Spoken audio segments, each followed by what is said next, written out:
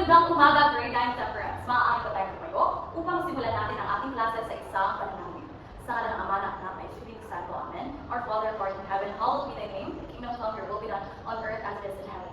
Give us this day our daily bread, forgive us our trespasses, as we forgive those who trespass against us. Do not bring us to test, but deliver us from evil. Amen. Launch your name, pray for us. Saint Eugene Mazanon, pray for us. Sa ngala ng Ama na Anak na Espiritu Santo. Amen. Bago kayo umupo, maaari ba ninyong tingnan ang ilalim na inyong mga upuan at pulutin ang mga basura at iayos na rin natin ang ating mga upuan upang ang ating klase ay maging masaya at ang ating silid-aralan ay maging malinis. Ayan. Maraming salamat. Maaari na kayo umupo. At sa muli, magandang umaga, grade 9 temperance. Kamusta kayo umaga? Okay naman. Nakakain ba ang lahat? Ayan. Very good. Dahil nag-almusal at pumunta dito sa ating klase ngayon na okay at masaya. At maaari ba tanungin ang ating secretary na si Miss Angel kung sino ang lumiban sa ating klase ngayon?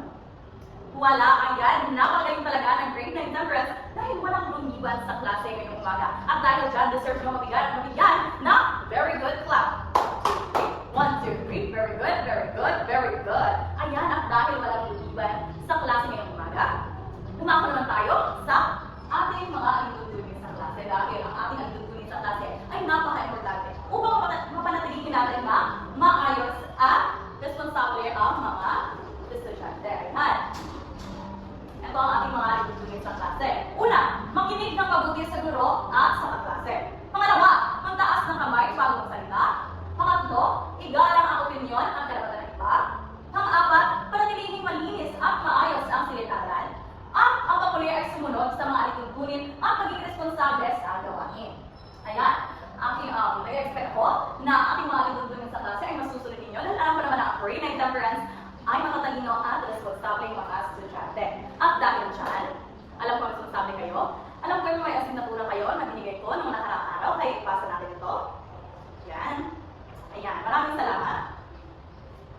At ngayon naman ay tatalakayin na natin ang ating klase. Bago natin tatalakayin ang ating panibagong klase, meron tayong maikling pag-aral o pagkuha ng ating kaalaman.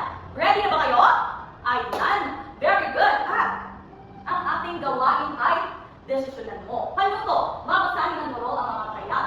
Itaas ang kamay kung sa tingin ninyo ay tama ang kahayag at tumayo kung sa tingin naman ninyo ay hindi ito tama. Ayan. Naintindihan ba ang ating mga panuto? Yes. At naintindihan ninyo, ating nang sisimulan ang ating aktibidad. Una, ang salitang economy ay nanggagaling din sa salitang Griego na oikonomiya o oikonomos na nakahati sa dalawang salita na oikos na nangangahulugang tahanan at nomos na pamamahala. Kayo ba isang ayon o di isang ayon? Ayan, maraming sa mga ayon. Marami ang, tingnan natin, marami ang nagtaas ng kamay. Nagtaas ng kamay kung isang ayon at isang ayon naman ay tumayo. Yes. Yan, maraming nagtaas ng kamay. Tama nga ba? Tama!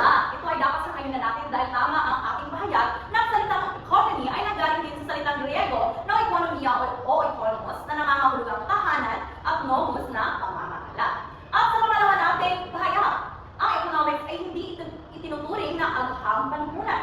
Sang-ayon o hindi sang-ayon? Ay, maraming hindi sang-ayon, maraming tumatayo.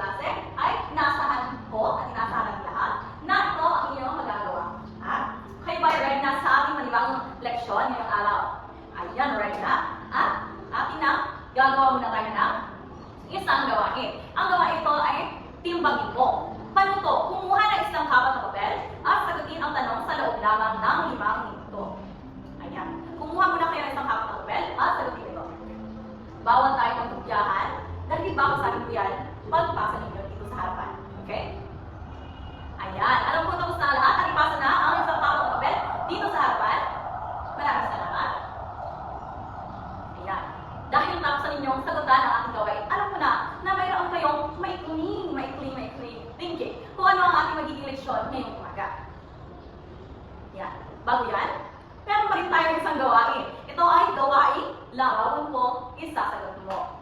Panuto, hatiin ang klase sa dalawang grupo. Buuin ang ibinigay na ginukit na larawan sa loob ng 3 minuto. Tukuyin ko ito ay pangangailangan o kagustuhan. Ipaliwanag kung bakit ito pangangailangan o kagustuhan. Isang miyembro ang mag-uulat ng sagot sa grupo. Ayan. Ito ang larawan ng group 1 at ito ang larawan ng pangalawang grupo. Ayan, buuin ninyo sa loob ng 3 minuto. Ayan, tapos na. Maaari na ninyo ito iulat kung bakit nga ba ito pangangailangan o kagustuhan. Muna tayo sa group 1. Tama, yan ay isang pangangailangan. Isang bagsak para sa group 1. At dito naman tayo sa group 2. Bakit naman yan pangangailangan o kagustuhan? Napakagaling. Tama ang iyong sagot. Yan ay isang kagustuhan. At bigyan naman natin ng isang bagsak ang group 2. Ayan. At ito ang inyong mga nabuong larawan. Tama naman kayo na ang necklace ay isang kagustuhan, habang ang edukasyon ay isang pangangailangan. Napakagaling talaga ng ating grade 9 temperance. Ngayong umaga, alam ko mayroon na kayong idea na ang ating tatalakayin ay ang maraming pangangailangan at kagustuhan. Yan. Ano nga ba ang pangangailangan? Ang pangangailangan ay mga bagay na mahalaga upang mabuhay, tulad ng pagkain, damit at tirahan. Ito ay limitado at dapat tugunan dahil may kinalaman ito sa kaligtasan at kalusugan ng tao ayon sa economics. Magbigay ng isang halimbawa ng pangangailangan. Yes, Mr. Gian. Tama, ang tubig ay ating pangangailangan. Yes, Miss Carla. Tama, ang mga damit ay ating pangangailangan. Sabi nga dito sa ating pahayag, ang pangangailangan ay mga gamit na mahalaga o mga bagay na mahalaga upang tayo ay mag-survive, upang tayo ay mabuhay dito sa mundo. Hindi ba ninyo kailangan ng tirahan? Di ba kailangan? Oo, tama yan. Hindi ba ninyo kailangan kumain? Kailangan kumain. Kaya ang pagkain, ang tirahan, ang damit ay pangangailangan. Dahil ito ay kailangan natin upang mabuhay. Ayan. Kailangan natin ang tandaan, ang pangangailangan ay ating mga ginagamit sa pang-araw-araw upang tayo mag-survive at mabuhay. Ayan. Ang kagustuhan naman ay mga bagay na hindi kailangan, ngunit nagbibigay ng kasiyahan at kaginhawaan sa tao. Ito ay walang hanggan at naapektuhan ng kita, kultura at lipunan. Kaya kailangan matutong pumili dahil limitado ang resources ayon sa economics. Ayan. Ang kagustuhan ay mga bagay na hindi naman natin kailangan upang mag-survive o mabuhay sa pang-araw-araw, ngunit nagbibigay ito ng kasiyahan at kaginhawaan sa tao. Magbigay ng isang halimbawa ng kagustuhan. Miss Joyce. Tama, ang gadgets ay isang kagustuhan. Magbigay naman? Wala na iba? Yes, Mr. Hall. Yes, ang sasakyan or luxurious car ay isang kagustuhan. Tama naman ang inyong mabigay na halimbawa. Ang ating tandaan lamang sa kagustuhan ay ito ay mga bagay na hindi naman talaga kailangan sa mga araw-araw upang ma-survive o mabuhay. Ito lamang ay nagbibigay ng kasiyahan o kaginhawaan sa tao. Ayan, very good. Next. Mga salita na nakaka-impluwensya sa pangangailangan at kagustuhan. Nabasa nga natin sa ating pahayag sa kagustuhan na ito daw ay naepektuhan ng maraming salita tulad ng edad at lipunan. Ngayon naman, malalaman natin ang mga salita na nakaka-impluwensya sa ating pag-decide sa ating pangangailangan at kagustuhan. Una dyan ay ang edad. Ang pangangailangan at kagustuhan ay nagbabago ayon sa edad ng tao at habang tumatanda ay mas nagiging maingat sa pagpili lalo na sa kalusugan. Halimbawa, mas gusto ng kabataan ang junk foods, ngunit sa pagtanda, mas pinipili ang masustansyang pagkain upang manatiling malusog. Sino dito ang mga gusto reading glasses? Yan, wala pa naman dahil kayo ay ang babakan pa. Tama, dahil dyan, ang edad talaga ay nakaka-epekto sa ano ang gusto natin at ano ang pangangailangan natin. As we grow old, nag-iiba talaga ang ating pangangailangan at kagustuhan dahil sa ating edad. Ayan, tama naman yun. Next. Ang taas ng edukasyon ay nakaka-apekto sa kakayahan ng tao na maging magpanuri at matalinong magdesisyon. Halimbawa, ang tao may mataas na pinag-aralan ay mas maingat sa pagpili ng produktong ibilhin. Ayan. Sabi dito na ang taas ng edukasyon daw ay nakaka-apekto sa kakayahan ng tao na maging magpanuri at matalino sa pagdesisyon ng kanilang kagustuhan at pangangailangan. Maaari kasi na tao may pinag-aralan ay mas naiisip niya kung ano ba talaga ang tama para sa kanya o hindi. Dahil sa kanyang mga kaalaman na nakuha niya sa kanyang edukasyon. Ayan. Next. Katayuan sa lipunan. Ang posisyon ng tao sa lipunan o trabaho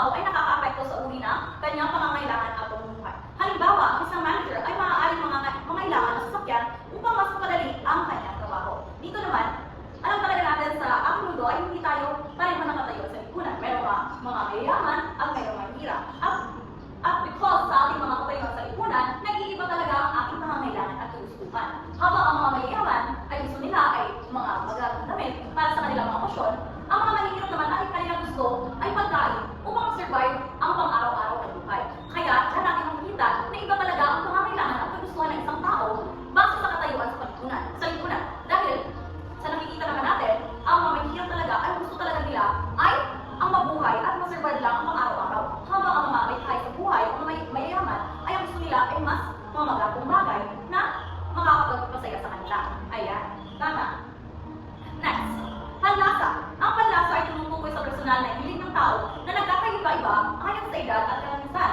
Halimbawa, iba ang estilo ng pananamit ng kabataan kumpara sa nakakaganda. Ayan, nabigay nga kayo ng isang halimbawa na isang senaryo na halimbawa ng ating panlasa. Yes, Miss Angel. Ayan, tama. Ang estilo na pananamit na dito na sa ating PowerPoint. Pero tama ba yun, Miss Angel, na ang estilo ng pananamit ng kabataan kumpara sa nakakatanda ay nagkakaiba-iba talaga. Isang halimbawa din ay ang preference natin sa mga inumin. Kung ikaw ay isang kabataan, maaaring mas gusto mong uminom ng mga matcha, mga boba tea, mga milk tea, habang kung ikaw naman ay isang matanda, mas gugustuhin mo uminom na lamang ng isang kape sa iyong bahay o hindi naman ay tubig na lamang. At dyan, nagkakaiba ang ating kagustuhan at pangangailangan base sa ating bansa. Ayan. Sunod, ito ay kita. Ang kita ay salaping tinatanggap kapalit ng produkto o serbisyo at nagtatakda ng nakayahang bumili ng tao. Halimbawa, ang tao mataas ang kita ay maaaring bumili ng mas maraming luho o gadgets. Excuse me. Ang kita daw ay isang salaping tinatanggap na kapalit ng produkto o serbisyo. Isang halimbawa dito ay ang taong mas mataas ang kita ay maaaring bumili ng mas maraming luho o gadgets. Ayan. Kung ikaw kasi ay mas marami ng kita, mas marami ka nabibili na iyong gusto o pangangailangan sa buhay. Habang ikaw naman ay isang tao na kapos ang kita sa buhay, hindi mo talaga mabibili ang marami mong kagustuhan, mas uunahin mo ang iyong pangangailangan. Yes, pagbigay ng halimbawa, Miss Carla. Ayan, tama. Ang isang construction worker ay magkaiba ang bibili niyang pangangailangan dahil ang kanyang kita ay maliit lamang kaysa naman sa isang engineer. Tama yan. Maraming salamat, Ms. Sanda. At kapaligiran at klima. Ang kapaligiran at klima ay nakakaapekto sa pangangailangan ng tao tulad ng uri ng pananamit at tirahan ng sa panahon at lugar. Halimbawa, sa malamig na lugar, kailangan ng mga kapal na damit. Samantalang sa mainit na lugar, mas gusto ang magaan na damit. Ayan. Excuse me. Ang ating kapaligiran at klima ay nakakaapekto din sa ating pangangailangan at gustuhan sa pang-araw-araw. Dahil kung malamig ang klima sa inyong lugar, hindi naman maaaring nagugustuhin mo bumili ng ice cream. Tama ba? Dahil malamig na yung klima sa inyong lugar. At hindi naman kung mainit ang iyong klima sa inyong kapaligiran, ay bibili ka pa ng isa mainit na kape. Bibili ka pa ng isa winter jacket. Tama, hindi naman yun pwede. At kaya, dito natin nakikita ng ating kapaligiran pala at klima ay nakaka-apekto rin sa ating pangangailangan at kagustuhan sa mga araw-araw. Kung ikaw ay nasa Pilipinas, mas gugustuhin mo talagang bumili ng mas mga cold na mga inumin. Habang kung ikaw ay naman ay nasa winter season na ibang bansa, mas gugustuhin mo talagang bumili ng hot chocolate dahil yun ang pangangailangan mo base sa klima na iyong kapaligiran o bansa. Tama, ayan. I hope na naiintindihan niyo ang ating leksyon ngayon. Okay pa ba tayo? Okay pa. Ayan. Lumakad naman tayo sa teorya sa pangangailangan. Ang pangangailangan kasi ay mayroon siyang tatlong teorya na kailangan natin malaman upang malaman natin kung yan, tama, kung ang ating pangangailangan ba ay nakakonekta ba sa ating sarili o hindi. Una ay ang hierarkiya ng pangangailangan ng Abraham Maslow. Kilala niyo ba si Abraham Maslow? Hindi pa. At ngayon makikilala natin siya. Dahil ayon kay Maslow, may 5 antas ng pangangailangan ng tao na dapat matugunan ng sunod-sunod. Ito ay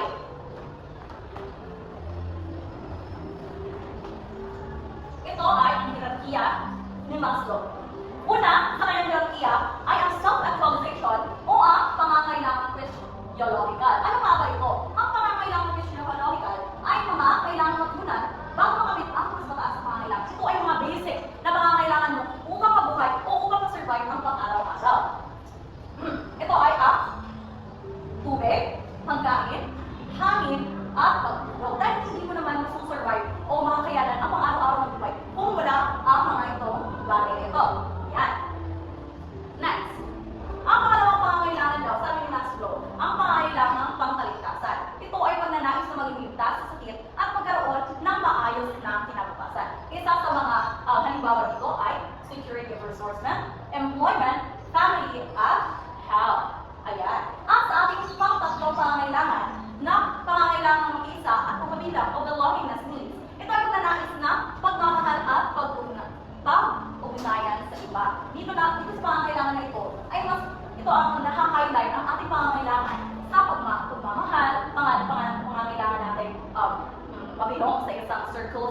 friends, pangangailangan natin makapil ng pagmamahal ng ibang tao, makapil ng intimacy or affection. Hindi man natin naisip, pero ang mga bagay na ito ay isa rin pangangailangan ng isang tao.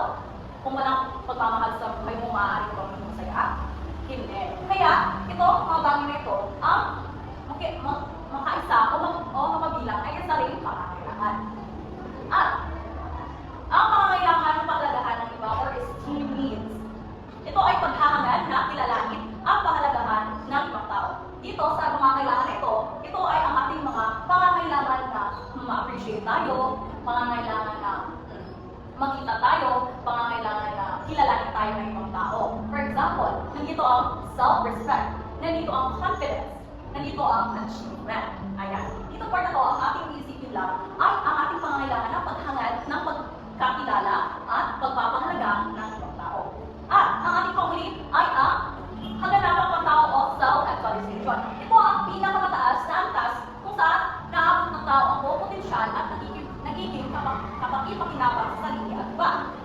Dito, sa antas na ito, ay nakikita natin na ang isang tao ay meron na siyang moralidad, meron na siyang acceptance of facts, at meron na siyang creativity at problem solving. Ang kaganapang pagtao kasi ay ito na ang pinakamataas na antas ng pangangailangan ng isang tao ayon kay Abraham Maslow. At iyan ang teorya ni Abraham Maslow ng hierarkiya ng pangangailangan. At dumako naman tayo sa teoryang ERG ni Clayton Alderfer. Kung hindi niyo pa nakikilala si Clayton Alderfer, ito si Clayton Alderfer. Ang teorya naman ni Clayton Alderfer ay pinasimplihan niya na teorya ni Abraham Maslow. Sa halip na maging 5 ang teorya, ginawa niya lamang itong tatlong antas lamang. Ang unang-una ng antas ay mabuhay or existence. Ang mabuhay daw ay katumbas ng physiological at pagkaligtasan ng pangatlo at pang-apat na antas ni Maslow at napauna ang pangalawang antas ni Maslow. Nakikita natin dito na ito yung existence needs.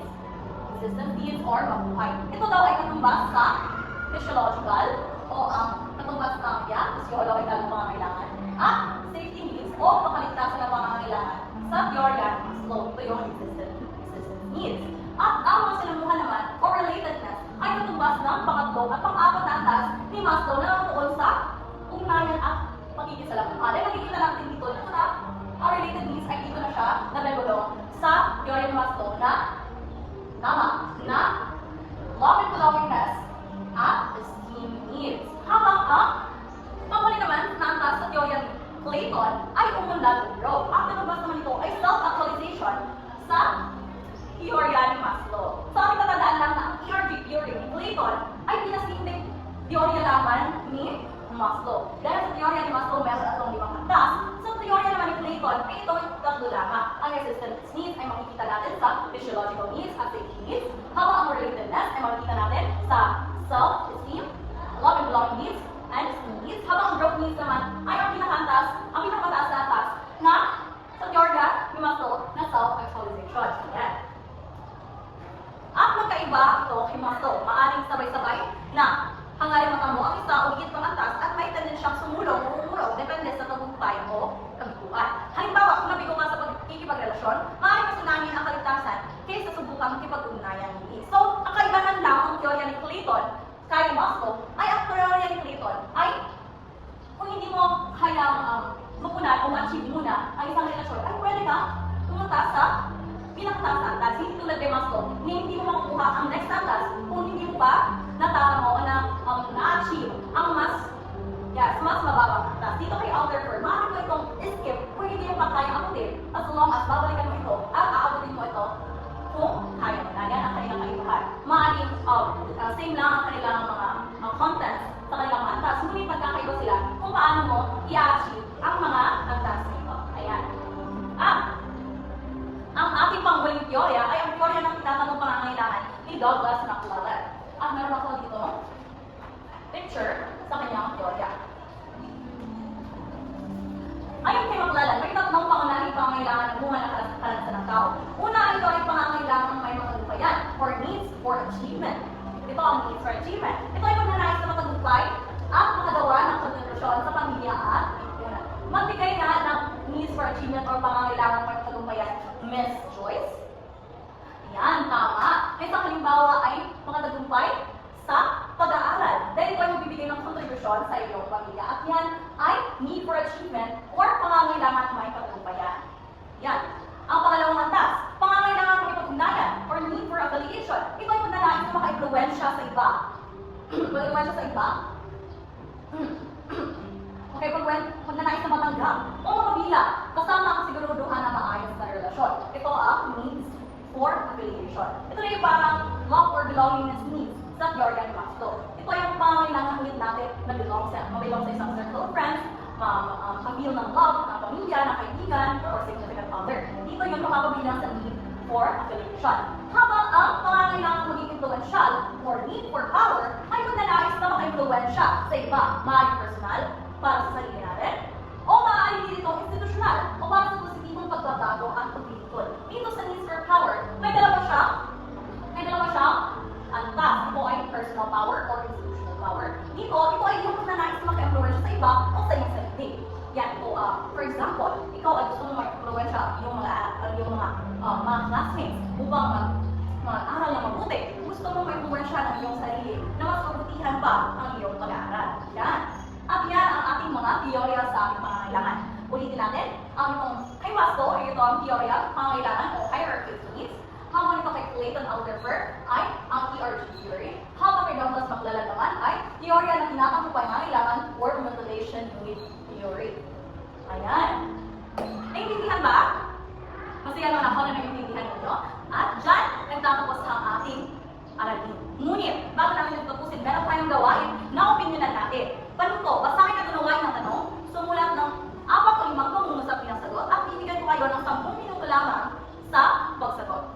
Ayan, kumuha na kayo na isang kapat na papel upang sagutan ninyo ang kalaki ito. Bibigyan ko lamang kayo ng 10 minuto.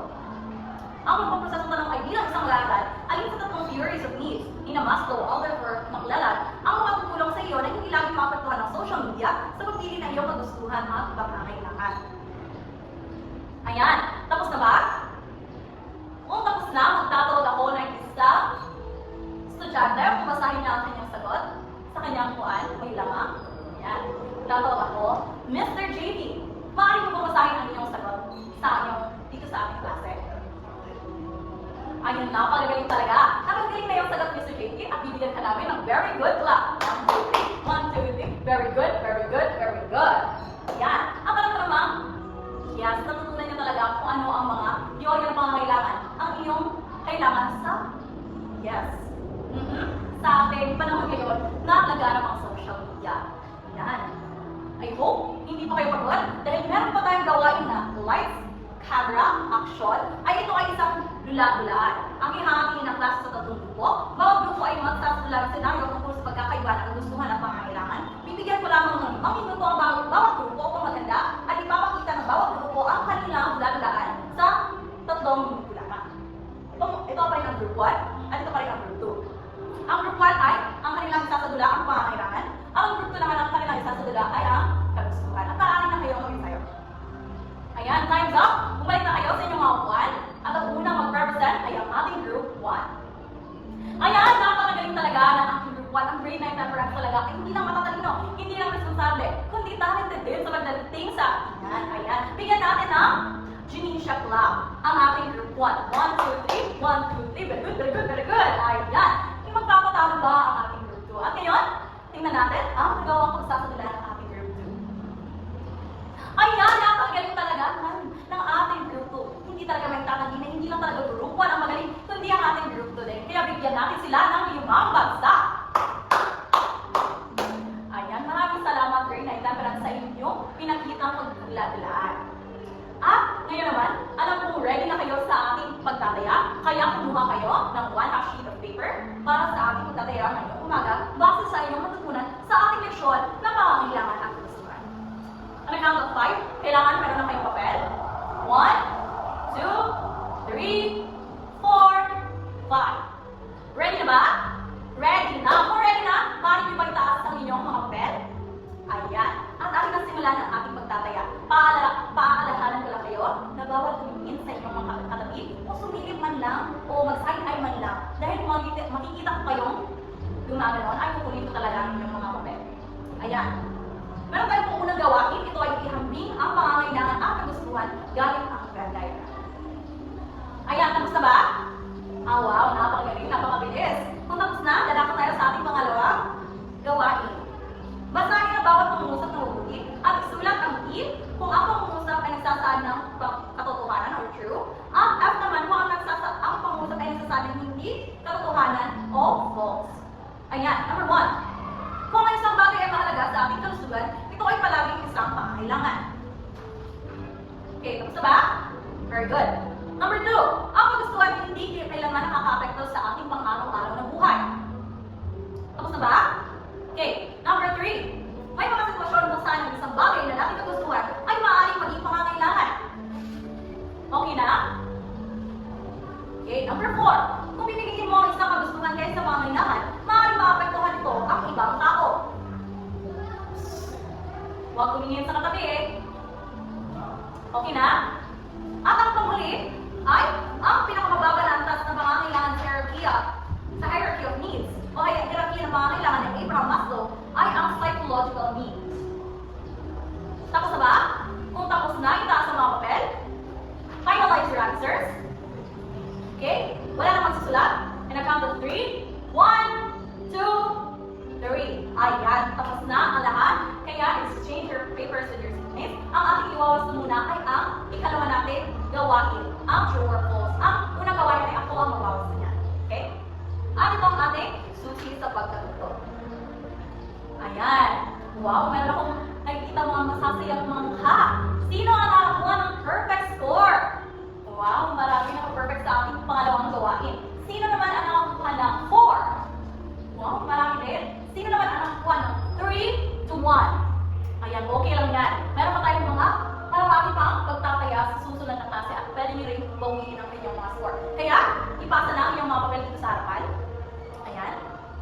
Maraming salamat. At I hope meron kayo natutunan ngayong umaga dahil dyan na nagtatapos ang ating klase. Maraming salamat, grade 9 sa inyong pakikinig. At I hope